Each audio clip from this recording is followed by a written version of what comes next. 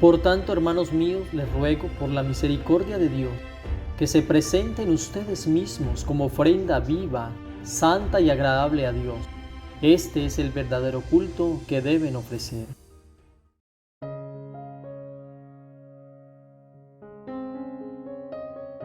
En hebreo, la palabra culto se deriva de la palabra de la raíz abad, que significa servir. El culto antiguo no tiene nada que ver con nuestro culto, ya que el Antiguo Testamento es una sombra del Nuevo Testamento. El culto antiguo se hacía con sacrificios ajenos al propio ser, es decir, animales que eran sacrificados por la deuda nuestra. El culto antiguo tuvo un final. El culto de ahora es el culto del Espíritu, con gente del Espíritu. El verdadero culto está relacionado con la verdadera adoración. Entonces vamos a resolver la pregunta: ¿por qué es necesaria la verdadera adoración? Para que el culto sea verdadero. Hay que decir en primera instancia que el propósito del culto es la adoración. Cualquier otro objeto de culto es idolatría. Romanos el capítulo 11, el verso 36 dice: porque de Él y por Él y para Él son todas las cosas. A Él sea la gloria por los siglos. Amén. En esta pequeña porción bíblica se desprenden tres grandes principios. El principio de pertenencia. Sabemos quién es el dueño de todo. También hay otro principio que es el principio de la acción de la gracia. De Él hemos recibido todo sin merecerlo.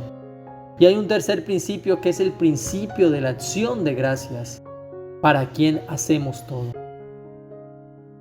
Hay dos hombres en la Biblia que se pusieron de acuerdo en algo.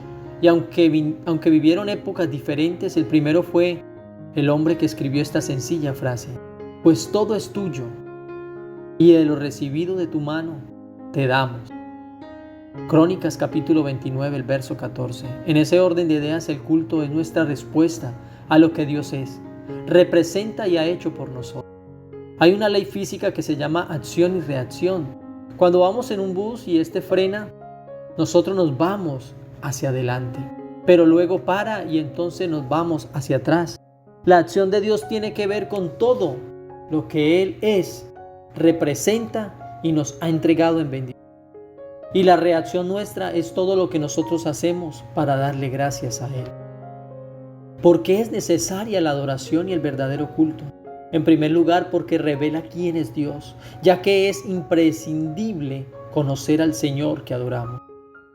Si conocemos su grandeza, su majestad, en contraste con nuestra pequeñez, ese reconocimiento será lo que nos hará brotar alabanza, gratitud, arrepentimiento, dependencia, sumisión, humillación y compromiso. La Biblia dice que Dios es espíritu. Y yo pregunto en esta hora: ¿qué entiendes en la Biblia por esto? Si tu respuesta es que Él trasciende todo y no tiene límites, estás bien ubicado. Él es el Rey de Reyes, Señor de Señores. Él es el Eterno. Entonces esto quiere decir que nuestra posición humana y lo que nos compete, el verdadero culto y la verdadera oración, va más allá de las cuatro paredes. Los hebreos padecían de un problema. Tenían a Dios encerrado en cuatro paredes: el tabernáculo y el templo. Pero la iglesia del Señor no tiene este error. Él es más grande que cualquier templo que se haya construido. Nuestro culto tiene que trascender a nuestra vida personal, familiar y colectiva. Vea, hay personas que son muy buenos en el culto, pero cuando van a su casa cambian su carácter. En nuestra casa debemos seguir en culto, con nuestra familia debemos seguir el culto. Lo anterior quiere decir que el Dios que se mueve en el templo físico en el cual nos congregamos en un retiro es el mismo que está en tu casa, es el mismo que está en tu empresa, que está en tu fábrica, es el mismo que está en la universidad, es el mismo que está donde tú te muevas. Por eso hay algunos predicadores que mencionan cosas que no son reales y dicen frases como se terminó el culto o el servicio ha quedado terminado. Pero le tengo una buena noticia: el culto verdadero no se termina. El verdadero culto no se rinde en un campamento, en un retiro, en un culto especial solamente. El culto real lo rendimos al Señor en nuestro corazón. ¿Sabe cuándo? Las 24 horas del día, los 7 días de la semana, los 30 días del mes y los 12 meses del año. El culto nuestro comenzó el día que nuestro Señor Jesús nos encontró y no ha terminado. Y quiero decirte algo más: Cuando nos vayamos con Él, le vamos a seguir rindiendo culto por toda la eternidad. Por eso es que el Señor, con esa expresión de espíritu, derribó todo argumento de la mujer samaritana, porque ella decía: ¿dónde es el verdadero culto? ¿En el monte de Sión o en Gerizim? ¿Donde los judíos o donde los samaritanos? Pero la respuesta a las preguntas que la mujer samaritana le hizo a Jesús fueron: ni en un lugar ni en el otro, porque Dios no está encerrado en cuatro paredes. Por eso Juan tiene que escribir en el capítulo 4, el verso 23: mas la hora viene y ahora es, cuando los verdaderos adoradores adorarán al Padre en espíritu y en verdad, porque también el Padre tales adoradores busca que le adoren, pues Dios es espíritu y está en todas partes. Y si tu pastor no te está viendo, sigue confiando que Dios está viendo y que el culto sigue. Vive para agradarlo a Él y no a los hombres. Quizás has tenido momentos o hemos tenido momentos difíciles y nos hemos olvidado de que el culto no ha terminado y le hemos fallado a Dios, pero en ese momento es hermoso para que reflexiones y le entregues tu vida al Señor. Porque nosotros debemos tener un culto racional donde seamos conscientes que lo primordial es agradar a Jesús y los motivos sobran. Yo creo que si alguno puede hablar en este momento, yo creo que los motivos sobran para saber que Dios es bueno y que en acción de gracia, que nuestro comportamiento sea el mejor para Él. El verdadero culto está en Romanos el capítulo 2, el verso 1. Por tanto, hermanos míos, dice la palabra del Señor, les ruego por la misericordia de Dios que se presenten ustedes mismos como ofrenda viva, santa y agradable a Dios. Este es el verdadero culto que debe ofrecer.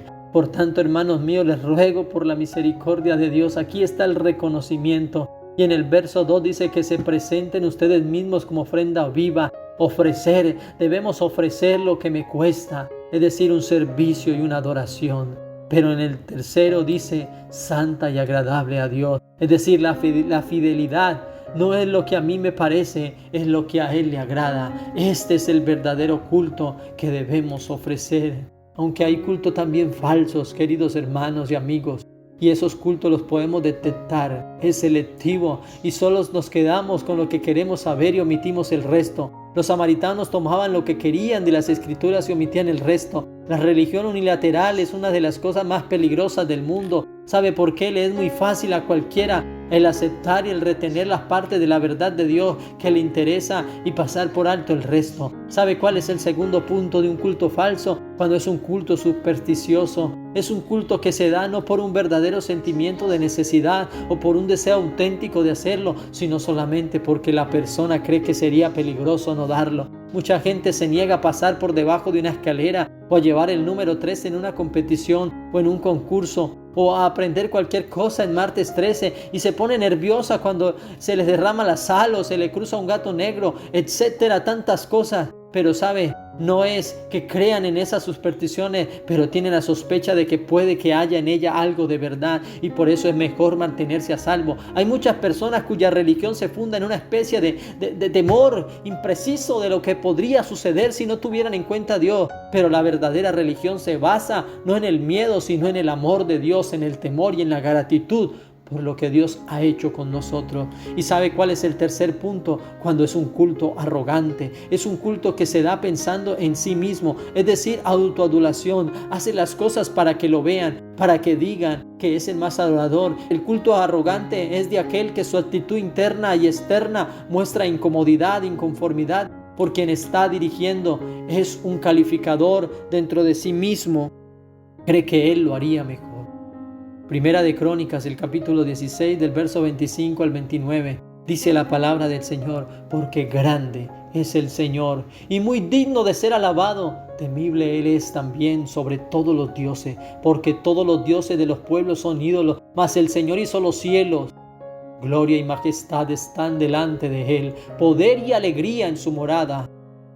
Tributad al Señor, oh familia de los pueblos, tributad al Señor gloria y poder. Tributad al Señor la gloria debida a su nombre. Traed ofrenda y venid delante de Él, adorad al Señor en la majestad de la santidad. Salmo 115, el verso 1. No a nosotros, Señor, no a nosotros, sino a tu nombre. Da gloria por tu misericordia y por tu fidelidad. Dios te bendiga.